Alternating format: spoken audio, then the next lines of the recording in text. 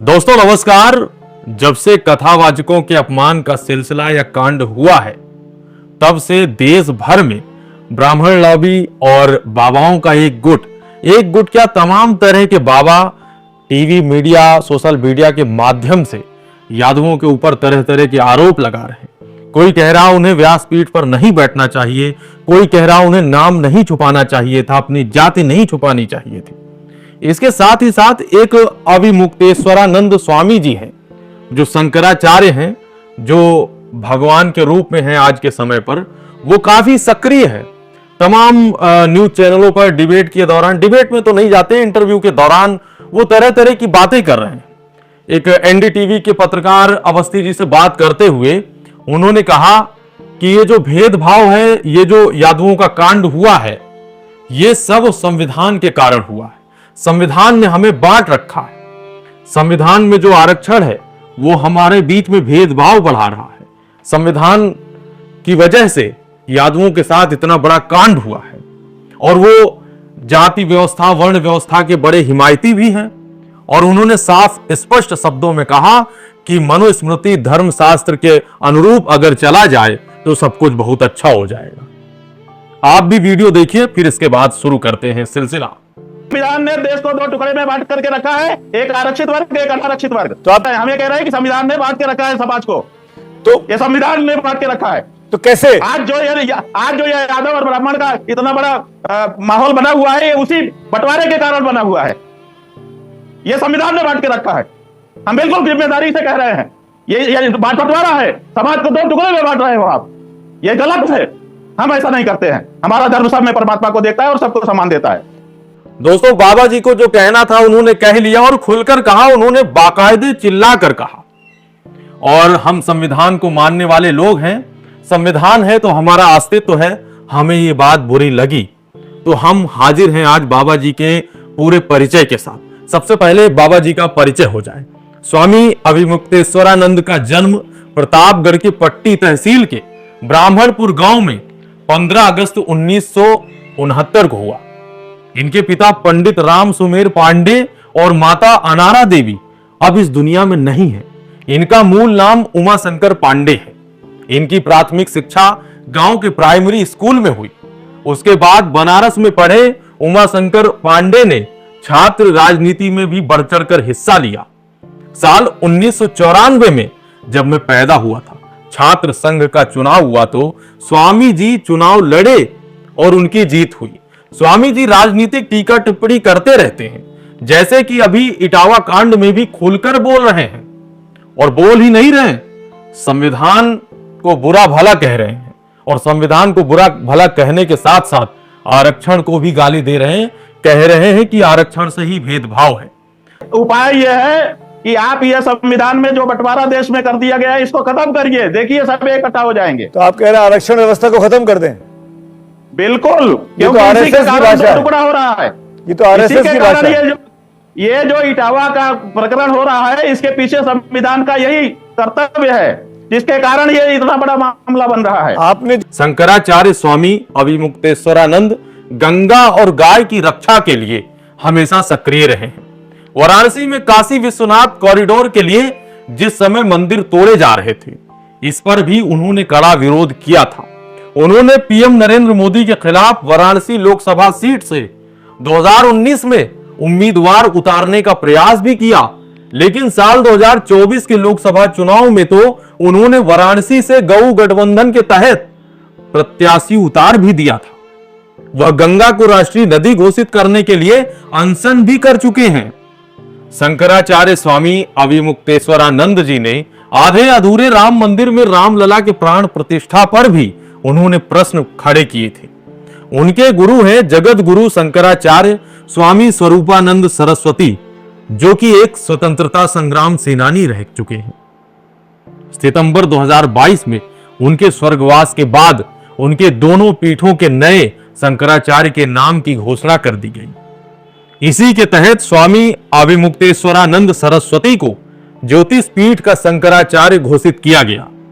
संविधान ने भेदभाव पैदा किया है, ऐसा स्वामी जी का कहना है। मनुस्मृति धर्मशास्त्र है, वो बहुत अच्छी है, पवित्र है, जोड़ने का काम करती है। इसके विपरीत संविधान तोड़ने का काम करता है। ये बाबा जी का खुला वक्तव्य है। एनडीटीवी के पटल पर अवस्थी पत्रकार जी के सानिध्य में, मतलब उनके साथ बात करते हुए उन्होंने चिल्लाकर कहा कि संविधान तोड़ने का काम करता है। संविधान में 2 कैटेगरी बनाई गई, एक आरक्षित, एक अनारक्षित। जी बोलिए। आप ये कह रहे हैं कि हमारा संविधान समानता की बात कर रहा है और आपका धर्म समानता की बात नहीं कर रहा है। आप बताइए, आपने देश में 2 वर्ग बना दिए हैं, एक सामान्य वर्ग और एक आरक्षित वर्ग। ये समानता है? बताइए। बाबा जी ने मनुस्मृति की इतनी तारीफ की कि मैं जानने के लिए आतुर हो गया। फिर क्या, रिसर्च के साथ हाजिर हूं अच्छाई बताने के लिए। तो आज के वीडियो में हम बताएंगे कि स्वामी जी का धर्मशास्त्र कैसे लोगों को जोड़ता है। हम मनुस्मृति के जोड़ने वाली थोड़ी बहुत बातों को बिना लाए लपेट के करेंगे। तो चलिए शुरू करते हैं। श्लोक संख्या 31 से 33 में निहित है ब्राह्मण का नाम मंगलवाचक।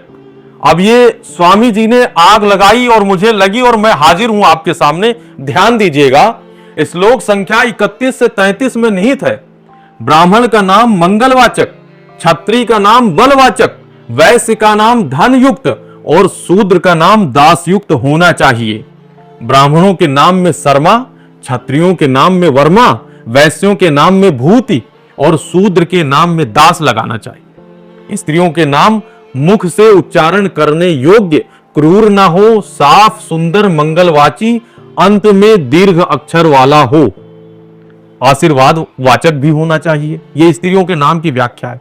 इससे पहले जो उन्होंने नाम बताए कि क्षत्रियों का बलवाचक और ब्राह्मणों का जो है मंगलवाचक और वैश्यों का धनयुक्त। अब आप सोचिए, शूद्रों का क्या होना चाहिए? दासयुक्त, दास लगाना चाहिए, मंगल दास, रामदास, फलाने दास। अब ये मनुस्मृति की जोड़ने वाली बात है।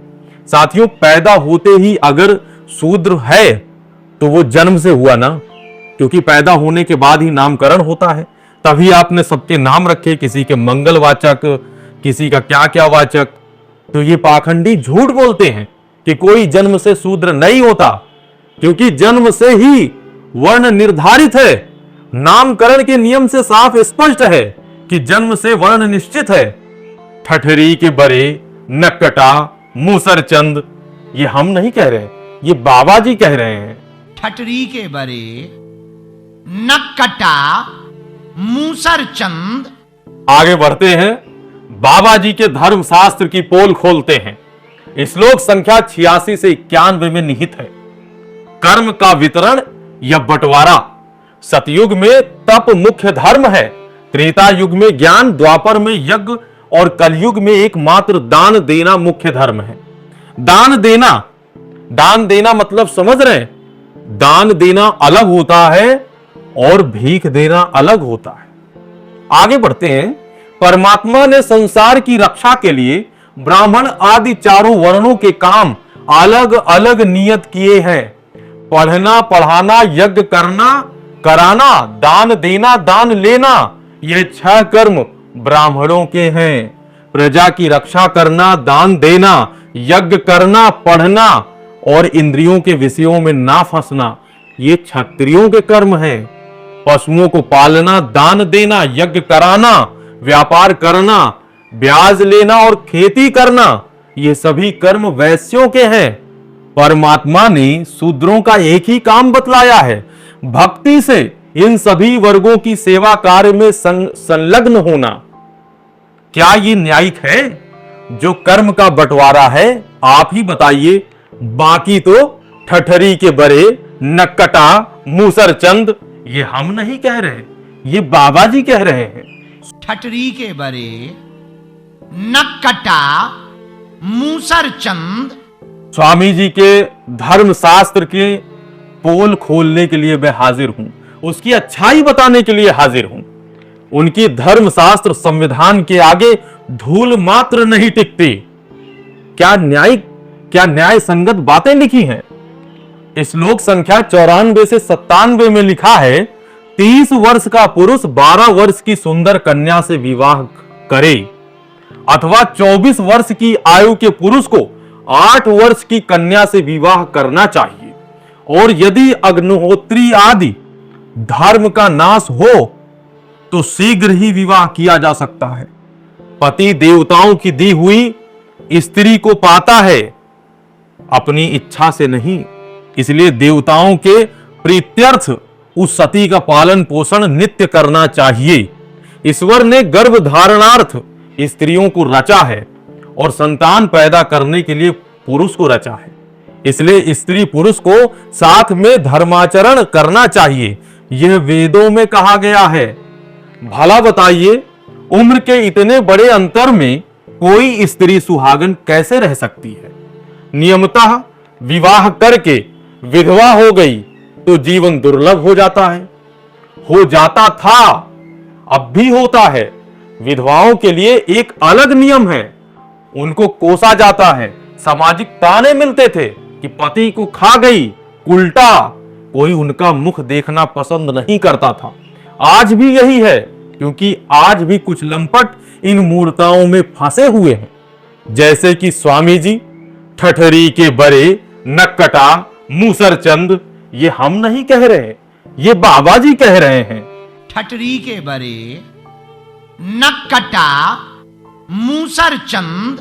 दोस्तों, अभी तक हमने जो कुछ भी बताया धर्मशास्त्र मनुस्मृति के बारे में, छोटी छोटी बातें, थोड़ी बहुत बातें बताई, बहुत सारी बातें हैं जो आप सुनकर आश्चर्य करेंगे। आप लोगों को भी पढ़ना चाहिए और बाकी लोगों को बताने के लिए ये वीडियो आप जरूर शेयर करिए और बाबा जी तक हमारी बात पहुंचाइए कि बाबा जी, आपकी मनुस्मृति संविधान के धूल के बराबर भी नहीं है। संविधान का 1 करोड़ हिस्सा किया जाए, उसके भी 1 करोड़ हिस्से किए जाएं, उन हिस्सों के भी हिस्से किए जाएं, उसके बराबर भी नहीं है। संविधान न्याय संगत है, संविधान समानता की बात करता है, संविधान सबको समान अधिकार देता है। हालांकि बाबा जी आरक्षण विरोधी है तो क्यों स्वीकार करेंगे?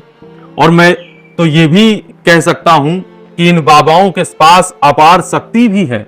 ये शक्ति से सब कुछ अच्छा करके आरक्षण को क्यों नहीं खत्म कर देते? कई बाबा तो आरक्षण के लिए कोसते रहते हैं और भगवान की भक्ति में लीन होने का ज्ञान देते हैं, और जब नौकरी की जरूरत होती है तो नेताओं से सिफारिश करते हैं। एक लड़के को मैंने इन्हें कहा कि उसे इन्हें समीक्षा अधिकारी बनाना है तो वो मेरी सेवाएं करेंगे ही करेंगे। मैंने कभी नहीं कहा, तो अब दोबारा कहूंगा भी नहीं। वो है शाश्वत शर्मा, उसका इनको मैं मन पर कह दे रहा हूं। दोस्तों, आज के वीडियो में बस इतना ही। अगर आपको वीडियो पसंद आया हो तो वीडियो को लाइक करें, शेयर करें, चैनल को सब्सक्राइब करना ना भूलें। साथ ही अगर आप हमारा आर्थिक सहयोग करना चाहते हैं तो चैनल को अवश्य ज्वाइन करें। ठटरी के बरे, नक्कटा, मूसरचंद। जाटव यादव कथा नहीं बांध सकते क्या? नहीं, हमारे यहाँ कथा 2 तरह से होती है, एक निष्काम और एक सकाम। तो जो निष्काम कथा है उसमें तो ये बाधा नहीं है, जिसके मन में भी श्रद्धा भक्ति है वो कह और सुन सकता है। लेकिन जो सकाम कर्म अनुष्ठान होते हैं, जिससे किसी प्रकार के फल प्राप्ति की इच्छा होती है, उसके लिए कुछ नियम बताए गए हैं शास्त्र में। तो स्वाभाविक है, धार्मिक कार्य है तो धर्म नियमों के अनुसार ही होगा, और वहाँ ये बताया गया है कि वो ब्राह्मण से कराना चाहिए। ठटरी के बरे, नक्कटा, मूसरचंद।